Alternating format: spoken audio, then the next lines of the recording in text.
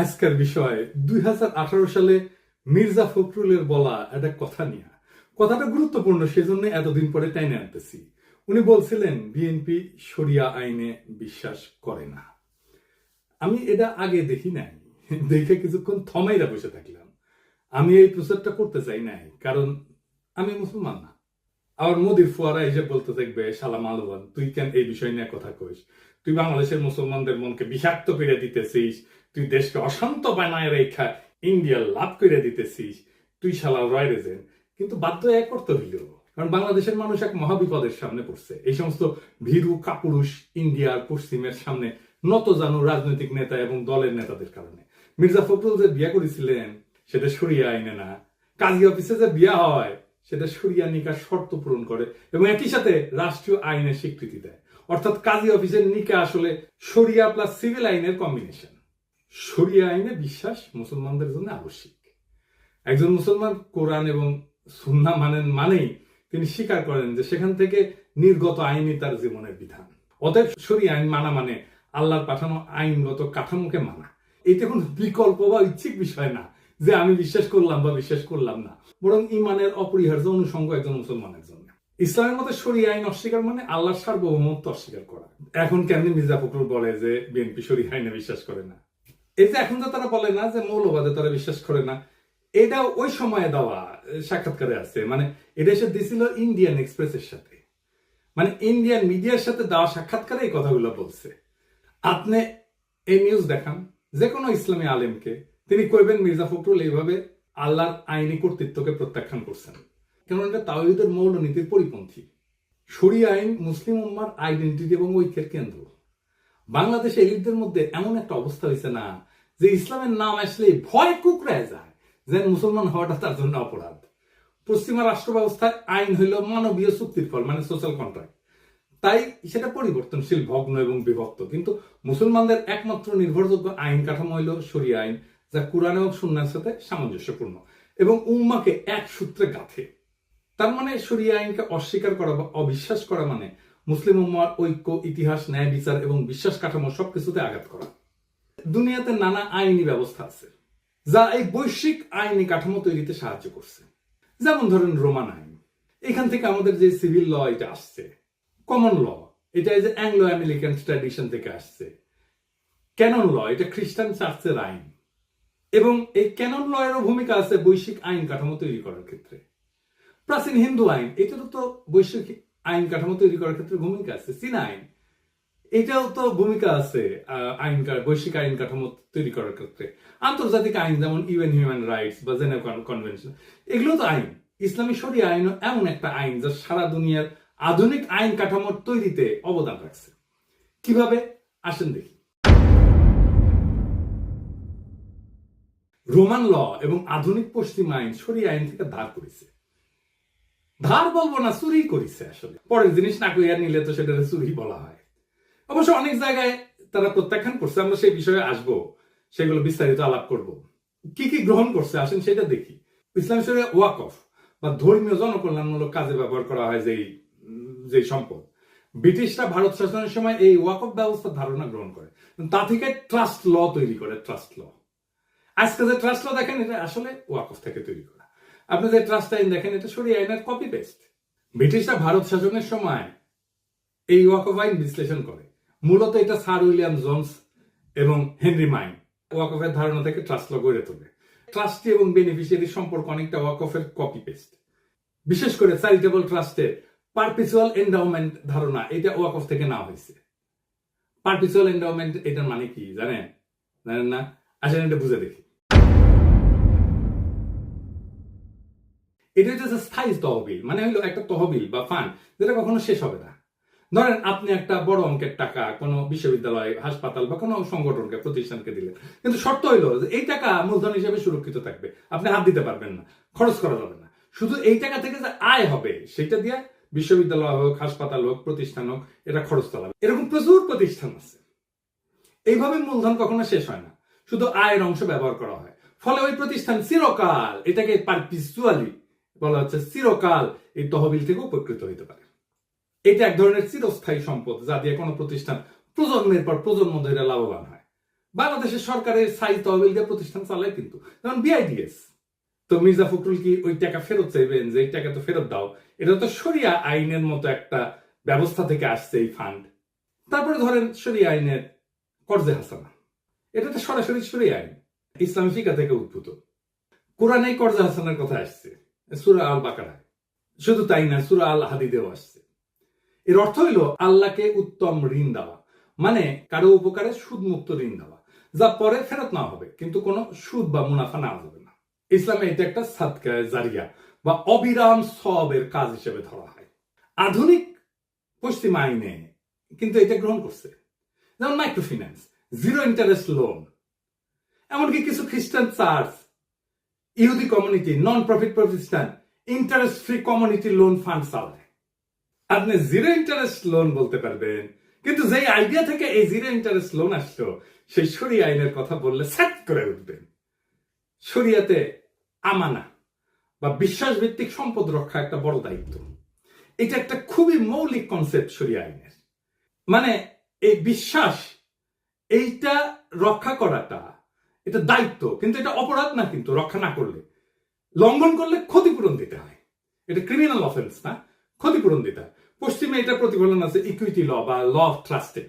এই law of ট্রাস্টের ধারণাটা এই বিশ্বাস ভিত্তিক দায়িত্ব থেকে উদ্ভূত। ট্রাস্টিদের উপরে আস্থা রক্ষার আইনি বাধ্যবাধকতা প্রতিষ্ঠিত হয়। এটা আসছে শরিয়া থেকে, এবং এটা ভাঙলে তাকে ক্ষতিপূরণ দিতে হবে। তারপরে ধরেন মিরাস আইন, যেটাকে স্ট্রাকচার ইনহেরিটেন্স বলা হয়, যেটা নিয়ে সেকুলারদের প্রচুর চুলকানি। ইসলামী উত্তরাধিকার আইন ছিল প্রথম ব্যবস্থাগুলোর মধ্যে একটা, যেখানে নারী, শিশু, স্ত্রী, দুঃসম্পর্কে আত্মীয় সবাই নির্দিষ্ট অংশ পাইত। রোমান ল কিন্তু ছিল এটা পিতৃতান্ত্রিক, এটা নিয়ন্ত্রণ ছিল পিতৃতান্ত্রিক নিয়ন্ত্রণ ছিল। কিন্তু আধুনিক সিভিল কোড এবং ফ্রান্সে এই শরিয়া আইন থেকেই এই ধারণাটা নিয়ে কোড নেপোলিয়ান বা জার্মানিতে বিজিবি এই আইন তৈরি করা হয়। গণিত ভিত্তিক উত্তরাধিকার অনেকাংশেই এটা ইসলামী শরিয়ার কাছাকাছি। নেপোলিয়ান যে আইনটা করছিলেন ফ্রান্সে, আসলে এটা একটু মিলাই দেখি শরিয়া আইনের সাথে। কোড অফ নেপোলিয়ান এটা 1804 সালে ফ্রান্সে এটা প্রতিষ্ঠিত হয় এবং বিজিবি নামে 1900 সালে জার্মানিতে প্রতিষ্ঠিত হয়। তো এটা মিল কোথায়? যেমন ফিক্স শেয়ার, মানে বৈধ উত্তরাধিকারদের ফিক্স শেয়ার ইসলামী আইনে নির্ধারিত অংশে, যেমন ফরজ ফারায়েজ, ফরাসি কোডে এটাকে বলা হয় রিজার্ভ হেরিডিটারি। কিছু অংশ সন্তানদের জন্য সংরক্ষিত, আপনি ইচ্ছা করলেও সেটা বাতিল করতে পারবেন না। সন্তান এবং স্ত্রীর জন্য একটা প্রায়োরিটি আছে ইসলামেও। স্ত্রী, স্বামী, সন্তান, পিতামাতা এদের অংশ সুনির্ধারিত। এই নেপোলিয়ান কোডেও স্পাউস মানে স্ত্রী এবং লেজিটিমেট চাইল্ড, বৈধ সন্তান, এদের জন্য লিগাল মিনিমাম একটা ইনহেরিটেন্স ধার্য করা হয়েছে। এবং ম্যাথমেটিক্যাল প্রিসিশন আছে ইসলামে, অঙ্ক করে ভাগ করে দেওয়া। নেপোলিয়ান সিস্টেমে এই বন্টনটা নির্দিষ্ট ক্যালকুলেশনের মাধ্যমে নির্ধারিত হয়। মানে ধরে যদি একজন স্ত্রী এবং 2 সন্তান থাকে, তাহলে কার অংশ কত হবে, স্ত্রী কত পাবে, সন্তান কত পাবে, সেটা আইন দিয়ে নির্ধারিত এই নেপোলিয়ান লয়। তারপরে ধরেন উইল করার ক্ষমতা। ইসলামে কিন্তু উইল করে সম্পদের সর্বোচ্চ 1/3 বিতরণ করা যায়, তার চেয়ে বেশি না। বাকি অংশ আইন মাফিক বন্টন করা হবে তার উত্তরাধিকারদের সাথে। নেপোলিয়ান কোডেও আপনি উইল করে কেবল নির্দিষ্ট অংশ বিতরণ করতে পারবেন, বাকিটা আইনের নির্ধারিত অংশ অনুযায়ী হবে। তারপরে ধরেন টর্ট আইন বা দিয়া, সিভিল কম্পেনসেশন যেটাকে বলা হয়, এটার ঐতিহাসিক শিকড় কিন্তু শরিয়াতে। শরিয়াতে ইচ্ছাকৃত ক্ষতি বা অনিচ্ছাকৃত মৃত্যুর জন্য ক্ষতিপূরণ, যেটাকে বলে দিয়া। পশ্চিমেও টর্ট ল বা ডেরিক্ট, এটা তৈরি হয় এই ধারণা থেকে, কারো উদ্দেশ্যে কেউ ক্ষতিগ্রস্ত হইলে ক্ষতিপূরণ দিতে হবে। যদিও শরিয়াতে ব্লাড মানে এটা নির্ধারিত, কিন্তু পশ্চিমে এটা আদালতের বিবেচনায়। তবু মৌলিক নীতিতে কিন্তু মিল আছে। এইবার আসেন পশ্চিমারা কি কি নিয়ে হাউকাউ করে। আমি সবকটা নিয়ে আলাপ করবো না, দীর্ঘ হয়ে যাবে। তবে একটা নিয়ে আলাপ করব, সেটা হচ্ছে সাক্ষ্য নিয়ে। নারীদের সাক্ষ্য দেওয়া অর্ধেক গণ্য হওয়া নিয়ে। পশ্চিমারা শরিয়া আইন অনুসারে নারীর সাক্ষ্য অর্ধেক গণ্য হয়, এটাকে গ্রহণ করে না। শরিয়ায় নির্দিষ্ট ক্ষেত্রে, সব ক্ষেত্রে না কিন্তু নির্দিষ্ট ক্ষেত্রে, যেমন আর্থিক লেনদেনের ক্ষেত্রে নারীর সাক্ষ্য পুরুষের অর্ধেক, এটা সত্য। পশ্চিম আইন নারী পুরুষের সাক্ষ্যকে সমান মর্যাদা দেয়, সেজন্য ওরা বলে এই শরিয়া আইন এটা জেন্ডার নিউট্রাল না, নারীকে ক্ষমতাকে খর্ব করা হয়েছে এবং নারীকে অসম্মান করা হয়েছে। ইসলামী শরিয়াতে নির্দিষ্ট কিছু ক্ষেত্রে নারীর সাক্ষ্য পুরুষের তুলনায় অর্ধেক, এটা বিধান আছে, বিশেষ করে আর্থিক লেনদেন সংক্রান্ত বিষয়। এটার আবার কতগুলো কারণ আছে। একটা হইতেছে সাংঘর্ষিক পরিবেশে নারীর ঝুঁকি কমানো, প্রোটেক্টিভ লজিক। এটা মানে ইসলামী সমাজে নারীদের দায়িত্ব কিন্তু মূলত পরিবার কেন্দ্রিক। বিচারালয় বা আদালতে উপস্থিত হওয়া ছিল এক ধরনের সামাজিক অস্বস্তির বিষয়, এখনো তাই, এমনকি পশ্চিমা সমাজও তাই। তাই আর্থিক বা অপরাধমূলক মামলায় নারীদের বাধ্যতামূলক সাক্ষী না বানায় সহযোগী সাক্ষী হিসেবে রাখা হয়েছে। এটা কিন্তু সুরক্ষামূলক শর্ত, এটা কিন্তু অবমাননা না, দমনমূলক না। মনস্তাত্ত্বিক এবং আবেগজনিত পার্থক্য আছে। অনেকে বলেন, যেমন ধরেন সাধারণত নারীরা বেশি সংবেদনশীল হয়, আবেগপ্রবণ হয়, তাই কোনো চাপে বা ভুল ব্যাখ্যার ঝুঁকি থেকে দ্বিতীয় নারী সাক্ষী রাখার মাধ্যমে স্মরণ করে দেওয়ার একটা পদ্ধতি নির্ধারিত হয়েছে। এবং আমরা দেখবো যে আধুনিক পশ্চিমা আইনেও এটাকে অনুসরণ করা হয়েছে। আমরা একদম এটা মিলাই দেব। তো এইটা কিন্তু নারীকে অযোগ্য বলা না, বরং মানসিক এবং সামাজিক প্রেক্ষাপট বিবেচনায় ন্যায্যতা নিশ্চিত করার চেষ্টা। আর নারীর সাক্ষ্য তো সব ক্ষেত্রে অর্থিক না। যেমন ধরেন ধর্ষণ, প্রসব, নারীর শারীরিক অবস্থা ইত্যাদি ক্ষেত্রে নারীর একক সাক্ষ্যই যথেষ্ট। সুদ, চুরি, হত্যা এই সমস্ত অপরাধে সাক্ষ্য হয় গ্রহণযোগ্যভাবে, নিরপেক্ষভাবে। শুধুমাত্র আর্থিক চুক্তি এবং দলিল এই ক্ষেত্রে দ্বৈত নারীর সাক্ষ্য প্রয়োজন হয়। আরো কারণ আছে, যেমন নারীকে সাক্ষ্যদানে বাধ্য না করা, এটা হচ্ছে বার্ডেন রিডাকশন। এটার অর্থ কি? ধরেন ইসলামে সাক্ষ্যদানের দায়িত্বকে এক ধরনের সামাজিক এবং নৈতিক বোঝা হিসেবে দেখে। নারীকে এই দায় থেকে পুরোপুরি অব্যাহতি না দিয়া সহযোগী করে রাখার মাধ্যমে তার উপরে চাপ কমানো হয়েছে। ইসলামে কিন্তু সাক্ষ্য মানে শুধু বলা না, ইসলামের সাক্ষ্য হচ্ছে একটা কসম এবং দায়বদ্ধতা, শাহাদা। ভুল সাক্ষ্য দিলে গুনাহ হয়, শাস্তিযোগ্য এটা। অর্থাৎ নারীর উপরে কম দায় চাপায় তাকে আইনি ভুলের ঝুঁকি থেকেও সুরক্ষা দেওয়া হয়েছে। এটা এক ধরনের রহমতমূলক বিধান। এটাকে লিঙ্গ বৈষম্য বলবেন? নারী সর্বক্ষেত্রে তো অর্ধেক না, ক্ষেত্রে ক্ষেত্রে নারী একক সাক্ষী হইতে পারে। এটা নারীর অযোগ্যতা প্রমাণ করে না, নারীর জন্য আলাদা সামাজিক ভূমিকা এবং দায় বিবেচনা কইরা এটা নির্ধারিত করা হয়। এটা আধুনিক মানবাধিকার পরিপন্থীও না, বরং ইসলামে কিন্তু সমতা না, ইসলামে বলা হয় জাস্টিস, ন্যায় বিচার, ইনসাফ। তাই সবাইকে সমান বলা না, উপযুক্ত দায়িত্ব দেওয়াটাই উদ্দেশ্য। আসেন আরেকটু বুঝে দেখি ইসলামের ধারণার আরেকটু গভীর দর্শন নিয়ে আলাপ করি। ইসলামের ন্যায় বিচার মানে সবার সাথে একরকম আচরণ না, বরং যার যা দায়িত্ব তার জন্য সেই অনুযায়ী বিধান। তাই সাক্ষ্য দেওয়ার দায়িত্ব প্রেক্ষাপট ভিত্তিক ভাবে নির্ধারিত। ইসলামী সমাজে আদিকাল থেকে সমাজে আদালত ছিল হিস্টোরিক্যালি পুরুষ শাসিত, কঠোর এবং জনসমাগমপূর্ণ স্থান। নারীদের জন্য আদালতে গিয়ে অচেনা পুরুষদের সামনে যুক্তি, স্মৃতি, প্রশ্নোত্তর, জেরা এই সমস্ত ছিল সামাজিকভাবে অস্বস্তিকর এবং সম্ভাব্য অপমানজনক। তাই শরিয়া বলছে যে একজন নারী একা সাক্ষ্য না দিয়ে আরেকজন নারী থাকুক, যেন ভুল হইলে সে স্মরণ করাই দিতে পারে। এটা নারীর জন্য মানসিক সুরক্ষা। আমরা আগে আলোচনা করছি আইনি দায় এবং পাপের ঝুঁকি থেকে সুরক্ষা। মানে ইসলামে তো সাক্ষ্য দেওয়া মানে শুধু তথ্য দেওয়া না, এটি ইমানের অংশ এবং কসমের মতো গুরুত্বপূর্ণ।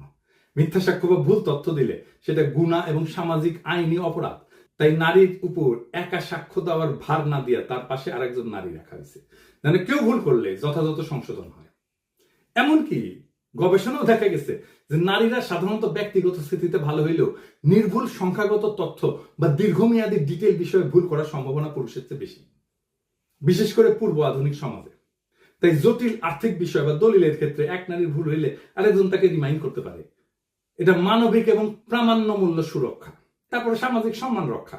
একজন নারীকে আদালতে একা পাঠায় পুরুষদের মাঝে দৃষ্টির কেন্দ্রে দাঁড় করানো সমাজে তার ইজ্জত, পর্দা, সম্মান ক্ষুণ্ণ হইতে পারত।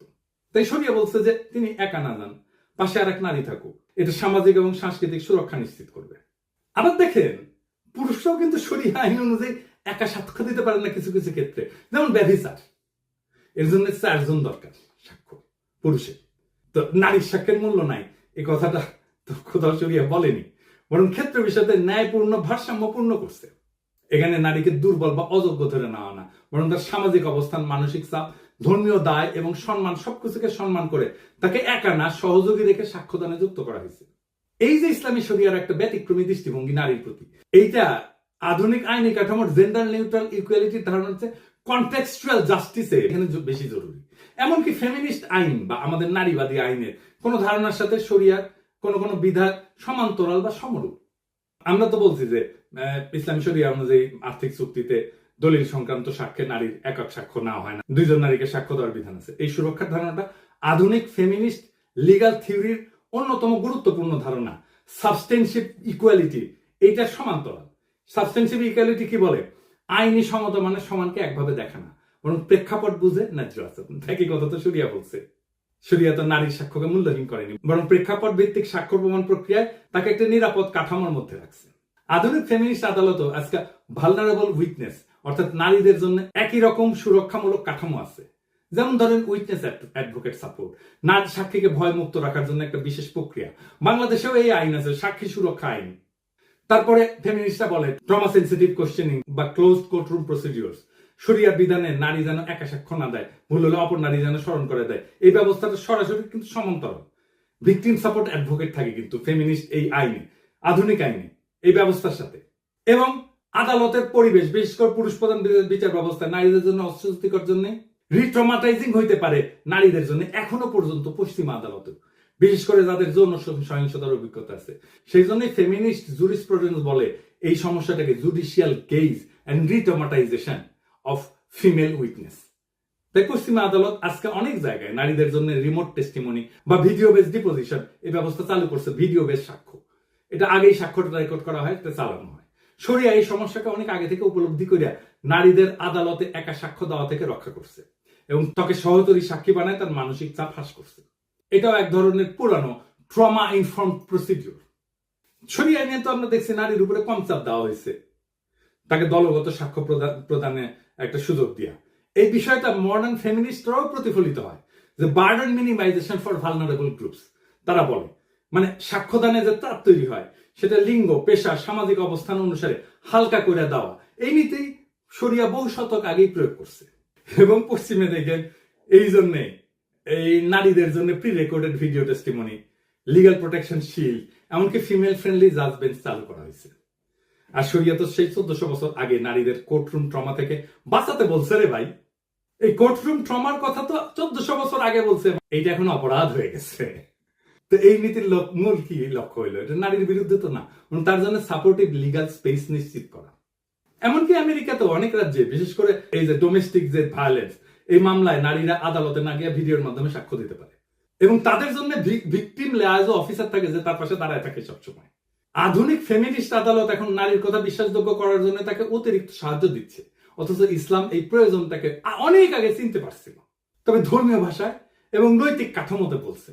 তাই ইসলামের শরিয়ায় নারীর স্বাক্ষর বিধান এটা জেন্ডার বিভাজন নাকি আধুনিক ফেমিনিস্ট লিগাল রিফর্মে যে সমস্ত gender sensitive trauma award equity based আইনি কাঠামো ব্যবস্থা তৈরি করছে সেটার মতোই সেটা অনেক আগে সেই রাস্তায় হাঁটছে, কেবল তার ভাষা এবং দৃষ্টিভঙ্গি ছিল ধর্মীয়।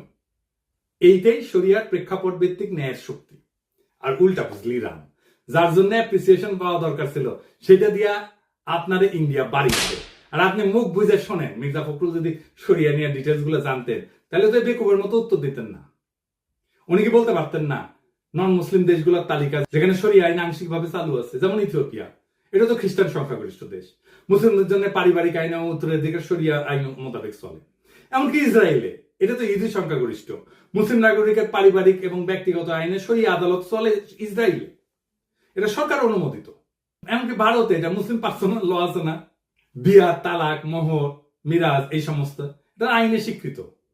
সিঙ্গাপুরে, এই যে সিঙ্গাপুরে, এটা তো বৌদ্ধ খ্রিস্টান সংখ্যাগরিষ্ঠ, এখানে শরিয়া কোর্ট আছে মুসলিমদের পারিবারিক বিষয় বিচার করার জন্য। কেনিয়া, এটা খ্রিস্টান সংখ্যাগরিষ্ঠ দেশ, এখানে খাদি কোর্স আছে মুসলিম পারিবারিক উত্তরাধিকার আইন নিয়ে রায় দেয়। ফিলিপাইনে ক্যাথলিক সংখ্যাগরিষ্ঠ দেশ, এটা মুসলিম স্বশাসিত অঞ্চলে শরিয়া আদালত কার্যকর আছে। এমনকি ইউকেতে, যুক্তরাজ্যে, এটা তো খ্রিস্টান সংখ্যাগরিষ্ঠ দেশ, এখানে শরিয়া কাউন্সিল আছে, ইসলামিক ট্রাইব্যুনাল আছে, এটা ঐচ্ছিক পারিবারিক সালিশ হিসেবে এটা ইউজ করতে পারে, ব্যবহার করতে পারে। অস্ট্রেলিয়া, এটা তো খ্রিস্টান সংখ্যাগরিষ্ঠ দেশ, এটা মুসলিম কমিউনিটির মধ্যে শরিয়া ভিত্তিক মধ্যস্থতা, এটা নন বাইন্ডিং, এটা চালু আছে। সেদিন দেখলাম আমি যে গণ অধিকার পরিষদের রাশেদ বলছে আমাকে নিয়ে যে আপনি অনেক ইসলামিক মূল্যবোধের বক্তব্য প্রচার করেন, সে আপনি কেন আজও ইসলাম ধর্ম গ্রহণ করেননি? আমি বলি কি রাশেদ, হুদাই আমার পিছিয়ে লাগতে এসে না, নিজের মূর্খতা প্রকাশ করিল না। দুনিয়াতে অমুসলিম ইসলামিক স্কলার নাই, তারা ইসলাম নিয়ে কথা বলে না, লেখালেখি করে না, গবেষণা করে না। এই যে ইগনাস গোলসিয়ার নাম শুনিস জীবনে? শোনো নাই, উনি হাঙ্গেরির লোক ছিলেন, আধুনিক ইসলামিক স্টাডিজের অন্যতম প্রতিষ্ঠাতা। হাদিস নিয়ে যত মৌলিক গভীর গবেষণা হয়েছে এই ভদ্রলোক করেছে। জোসেফ শাক্টের নাম শুনিস কোনদিন? ইসলাম শিক্ষা এবং শরিয়া আইন বিষয়ে গুরুত্বপূর্ণ গ্রাউন্ড ব্রেকিং গবেষণা করছে। আধুনিক যুগে মন্টেগমেরি ওয়াট নাম শুনিস? নবী করিম পিস বি আপন হিম ওনার জীবন এবং ইসলামের প্রারম্ভিক ইতিহাস নিয়ে যে বিখ্যাত কাজটা সেটা ওনার করা। মুসলমান না হলে ইসলাম নিয়ে কথা বলা যাবে না, কোন নিষেধ আছে নাকি ইসলামে? তো তুমি তো মুসলমান, মির্জা ফখরুল মুসলমান, অন্তত নামে মুসলমান, তো পারো না কেন এমন একটা ব্যাখ্যা দিতে এতদিনেও সরিয়া নিয়া? পারো না জন্যই তো আমারে কইতে হয়, শুধু পারো না তা না, ওরা যা চায় ইন্ডিয়া যা চায় সেটা কইয়া আসো।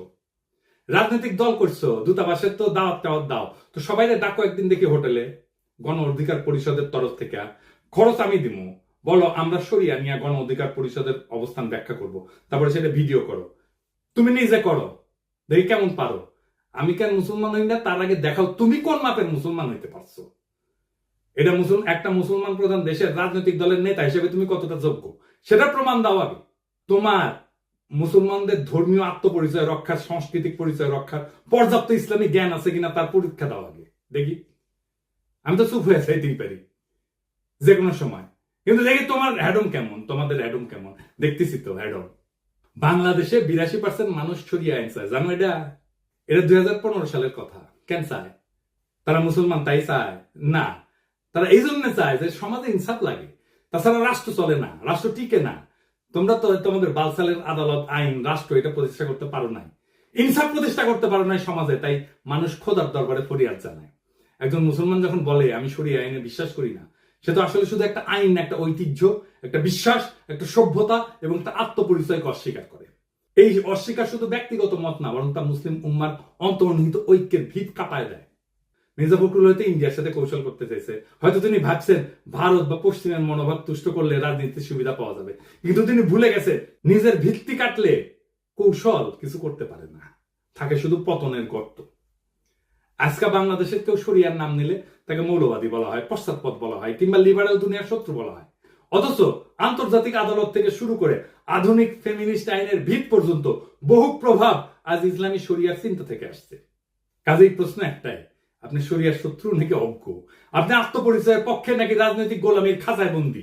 আপনি কাদের প্রতিনিধি, আপনার ধর্মীয় সংস্কৃতির নাকি আপনার প্রতিপক্ষের? শরিয়া মানে কেবল শাস্তি না কিন্তু, বরং তা একটা অন্তর্নিহিত ন্যায়ের ভাষা। আর এই ভাষা অস্বীকার করা মানে কেবল ধর্ম না, নিজেকে, নিজের সংস্কৃতিকে সেটাকে অস্বীকার করা। যার ধর্ম তুমি ধারণ করো তার বিধানকে অপমান করিয়া তুমি কাকে সন্তুষ্ট করবা, আর কাদের কাছে নিজেকে বিকায় দিতেছো? এই প্রশ্ন ফুরাবে না যতদিন পর্যন্ত একজন নেতা দাঁড়ায় বলবে আমরা শরিয়াতে বিশ্বাস করি না। বাংলাদেশকে তার সংস্কৃতি, তার ধর্মের উপরেই দাঁড়াইতে হবে, সেটাই বাংলাদেশের নিয়তি, এবং সেইটাই বাংলাদেশের স্বাধীনতা, সার্বভৌমত্ব, আঞ্চলিক অখণ্ডতা এবং মানব সত্তার মর্যাদা রক্ষা করবে। ইনকিলাব জিন্দাবাদ।